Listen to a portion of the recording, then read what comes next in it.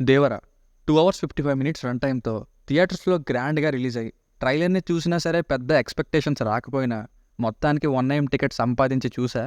ఇక సినిమా ఎలా అనిపించిందో ఇంకో 10 సెకండ్స్‌లో చెప్పేస్తా. నా రిక్వెస్ట్ ఏంటంటే ఎందుకు నచ్చిందో, నచ్చలేదో, ఫ్యామిలీ వాచబులా కాదా, రేటింగ్ ఎంత, ఇవన్నీ క్లియర్‌గా ప్లస్ అండ్ మైనస్ పాయింట్స్‌లో స్పాయిలర్స్ లేకుండా ముందు ఒక ఆర్డర్‌లో పాయింట్ టు పాయింట్ చెప్తా. అవి కూడా చూడండి. నా రిక్వెస్ట్ ఏంటంటే స్టార్టింగ్ ఒక్కటే వినేసి ప్లీజ్ నన్ను జడ్జ్ చేయొద్దు. ఇక సినిమా చూసాక ఎలా అనిపించిందంటే, రాజమౌళి గారితో తీసిన తర్వాత ఫ్లాప్ కాదు హిట్నే పడుతుందనే అబ్జర్వేషన్ ఫాల్స్ అని దేవరా మారుస్తున్నట్టు నాకైతే అనిపించట్లేదు. ఓన్లీ ఫర్ ఫ్యాన్స్ అనిపించిందండి సినిమా. ఫస్ట్ అరగంట సూపరు. ఇక ఇంటర్వెల్ వరకు మధ్యలో ఎలివేషన్ సీన్స్ అండ్ ఫైట్స్తో ఫస్ట్ హాఫ్ పర్లేదనేలా వెళ్తుంది. కానీ సెకండ్ హాఫ్నే ఒక్క క్లైమాక్స్ తప్పిస్తే, ఆ ట్విస్ట్ కూడా నేను ఎక్స్పెక్ట్ చేసేసా. మిగతా సెకండ్ హాఫ్ అంతా నథింగ్ స్పెషల్. ఏదో పార్ట్ 2కి మిగతా కథని చెప్పాలి అన్నట్టు ఏదో లాగేద్దాం అన్నట్టే ఉంది సెకండ్ హాఫ్. అప్పటికే అయిపోయింది కదా ఈ మాత్రం స్టోరీ కూడా, ఇంకేముంది సెకండ్ పార్ట్లో చెప్పడానికి అని అనిపించింది.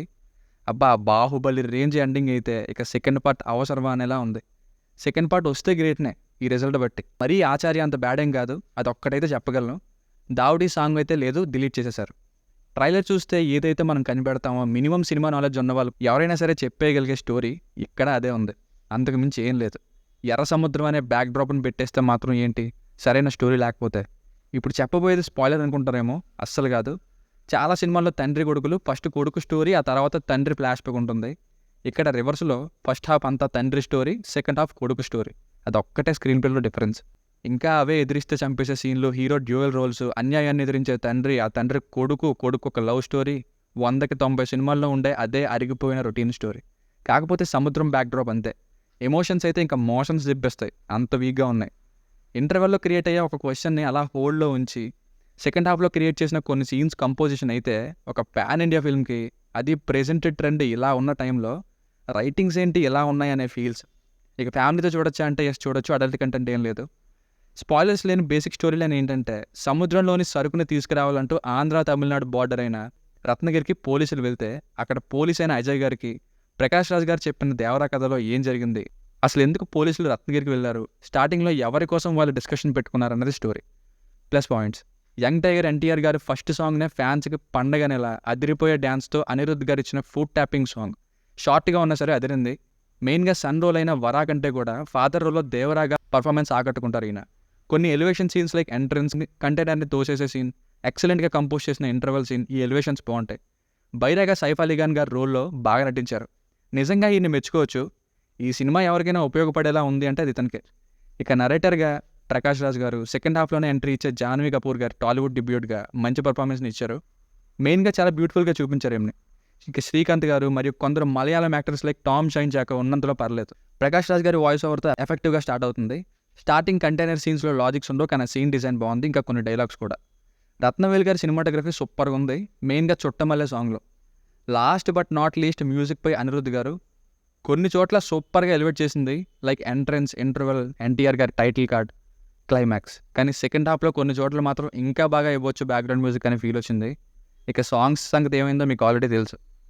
మైనస్ పాయింట్స్: అందరికీ తెలిసిందే, పరమ routine story, expected and predictable స్క్రీన్ ప్లేతో. First half is far more better than second half. NTR గారు ఒక ప్రెస్ మీట్లో చెప్పారు, దేవరా లాస్ట్ 40 మినిట్స్ బాగుంటుందని. కానీ లాస్ట్ 10 మినిట్స్ మాత్రమే. హీరోని హైలైట్ చేయడం కోసమే రాసిన సీన్స్. హీరోని హైలైట్ చేయాలి, హీరో కాబట్టి హీరోనే ఎలివేట్ చేయాలి. కానీ అవి ఎలా ఉంటాయంటే, సీన్ స్టార్ట్ అయినప్పుడే చెప్పేయగలిగే ఎక్స్పెక్టెడ్ సీన్స్ మొత్తం కనిపెట్టేయగలం. ఏదో మనకు తెలియదు అన్నట్టు ట్విస్టుల్లా చూపెడతారు. ఒక పెద్ద ఫైట్ ఉంటుంది ఫస్ట్ హాఫ్లో, అక్కడ ఎవరు గెలుస్తారో కూడా తెలియదు. కానీ 10 మినిట్స్ అలా ఫైట్ని చూస్తూనే ఉండాలి. ప్రెడిక్టబుల్ డ్రామా, ఇలా అవుతుంది సో నెక్స్ట్ ఇది అవుద్ది, అందుకే ఇలా చేస్తుంటారు, ఈజీగా చెప్పేయచ్చు. ఎమోషన్స్ మరీ రొటీన్గా ఉన్నాయి. ఎర్ర సముద్రం అంటారు, నాకు మాత్రం సముద్రం కంటే ఒడ్డే ఎక్కువ కనిపించింది. సముద్రంలోని సీన్స్కి విఎఫ్ఎక్స్ ఒక మాదిరిగా బాగానే ఉంది, కానీ న్యాచురల్గా లేదో తెలిసిపోతుంది క్లియర్గా. లాజిక్స్ అయితే చాలా దారుణంగా ఉంటాయి. ఫైట్స్ కోసం అంటున్నాను అనుకున్నారేమో, అస్సలు కాదు. లాజిక్స్ లైక్ స్టార్టింగ్లో కంటైనర్స్ మీద నుండి దూకుతున్న పోలీసులకు సౌండ్ వినపడకపోవడం, రాత్రంతా నాన్ స్టాప్గా ఫైట్ చేసుకోవడం, సముద్రపు దొంగలు పోలీసులకు దొరికితే అంత కూల్గా మాట్లాడడం ఏంటి, అంతవరకు ఆపకుండా సగం నరికేసాక ఆపడం ఏంటి, ప్రతిసారి సరుకు తెచ్చేటప్పుడు ఒక్కసారి కూడా అందులో ఏముంటుందో అని అడగరా, తాగేసి మెల్లగా ఏదో మాట్లాడుకుంటే ఎంతో దూరం చెట్టుచాటుగా వినేయడం ఏంటో, 12 ఏళ్ళకి ఫేసెస్లో కొన్ని క్యారెక్టర్స్కి అంత వేరియేషన్ ఏంటి, ఇంకా చెప్పుకుంటూ వెళ్తే బోలెడు. ఇవన్నీ ఒకైతే అయితే సెకండ్ హాఫ్లో వరా పోటీలో చేసే ఫైట్ అయితే అసలు కన్విన్సింగ్గానే లేదు. చాలామంది ఫ్యాన్స్ అసలు ఇలా వీక్గా చూపించినందుకే యాక్సెప్ట్ చేయరేమో. ఉప్పొంగించే వీరుడు కావాలి, పొంగించే వీరుడు కావాలనే డైలాగ్ మాటి మాటికి చెప్పే హీరోయిన్ రోల్లో జాన్వీ కపూర్ గారిది పర్ఫార్మెన్స్ బాగున్నా కూడా ఏదో హీరోయిన్ ఉండాలన్నట్టే ఉంది ఈమె, ఎంత బాగా యాక్ట్ చేసినా సరే. సో ఫైనల్గా మూవీకి వర్డిక్ట్ ఏంటంటే ఓన్లీ ఫర్ ఫ్యాన్స్ అండి. అది కూడా ఎన్టీఆర్ గారి కోసం, అది కూడా దేవరా రోల్ కోసం. ఇంకొంచెం ఎక్కువ చెప్తే first half okay, second half అయితే జై తుస్, ఓన్లీ ఫర్ ఎన్టీఆర్. దీనికి రేటింగ్ వచ్చేసి ఇది నా ఒపీనియన్ 2.755. మీకు కనుక నా వర్క్ నచ్చినట్లయితే మరిన్ని రివ్యూస్ కోసం మన ఛానల్ని సబ్స్క్రైబ్ చేసుకోండి. Thank you.